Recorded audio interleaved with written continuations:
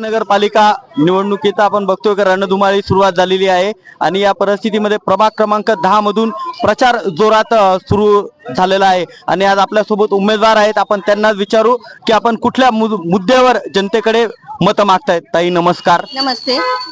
कुठले मुद्दे आहेत की ज्या मुद्द्यांवर आपण जनतेमध्ये जाऊन मत मागतायत?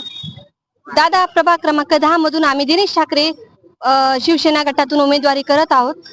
तर आम्ही जागोजागी फिरताना आम्हाला अस्वच्छता वगैरे सगळ्या गोष्टी जाणवल्या आहे. आम्ही जनतेला आश्वासन देतोय की या स्वच्छता, जनजागृती, स्त्रीविषयी चूल आणि मूल हा प्रश्न आम्ही ठेवणार नाहीये. स्त्रियांना बाहेर काढणारे, याच्यावर त्यांना स्व बळावर त्यांना शिक्षित करणारे आम्ही आणि त्यांना कसा रोजगार प्राप्त होईल या उद्देशाने आम्ही त्यांच्याशी जनजागृती करत आहोत.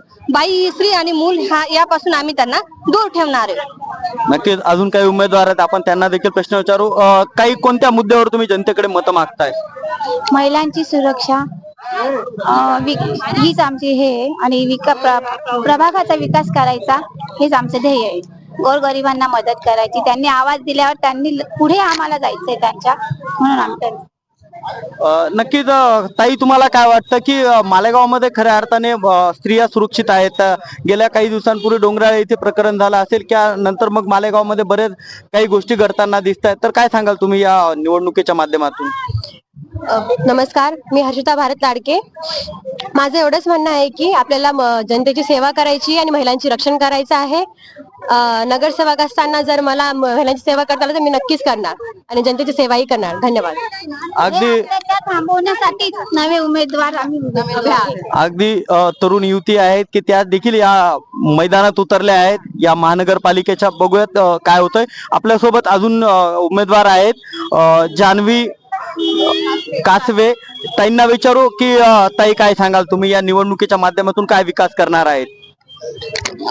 रस्ते, गटारी, स्वच्छता अभियान अशा अनेक प्रकारचे विकास कामे आपल्याला निवडून आल्यावर करायचे आहे आणि असेही विकास शिवसेनेमार्फत, आपले युवासेना मार्फत चालू आहे आणि हक्काने आपल्याला जनसेवा करता यावी यासाठी आम्ही मत मागतो आहे.